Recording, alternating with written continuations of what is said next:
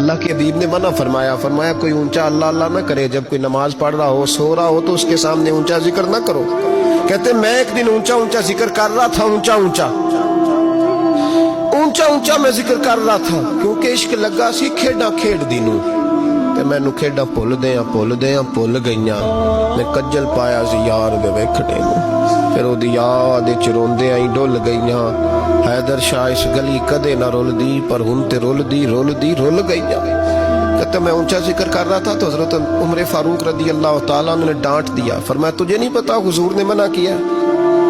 تو عمر نے ڈانٹا تو میں چھپ کے بیٹھ گیا کونے میں۔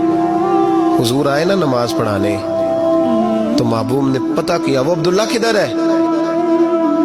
کہتے میں کونے میں تھا، حضور نے فرمایا کیا ہوا؟ تو میں رو پڑا، میری عزت بڑی تھی نا مدینے میں، کبھی کسی نے کچھ نہیں کہا تھا۔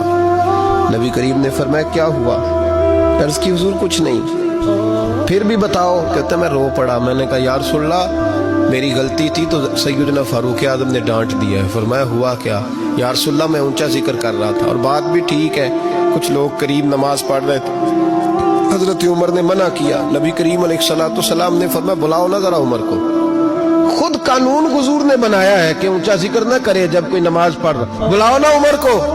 جناب عمر آئے تو حضور نے فرمایا عمر میرے عبداللہ کو کوئی نہ ڈانٹے، کسی ان پڑھ سے، کسی دیہاتی سے، کسی بھولے سے انداز دیکھے حضور کا، اسے کوئی نہ ڈانٹے۔ پھر حضور نے فرمایا تمہیں پتہ ہے یہ میرے لیے کتنی تکلیفیں برداشت کر کے آیا؟ صحابہ فرماتے ہیں یہ خوش نصیب ہے جس کی روح بھی محبوب کے ہاتھوں میں نکلی۔ اور جب جنازہ اٹھا تو حضور کی داڑھی سے ہم نے آنسوؤں کے قطرے ٹپکتے دیکھے۔ مدینے میں رواج تھا کہ قبر میں قریبی عزیز اتارا کرتے تھے، پر ان کا تو مدینے میں رشتہ دار ہی کوئی نہیں تھا۔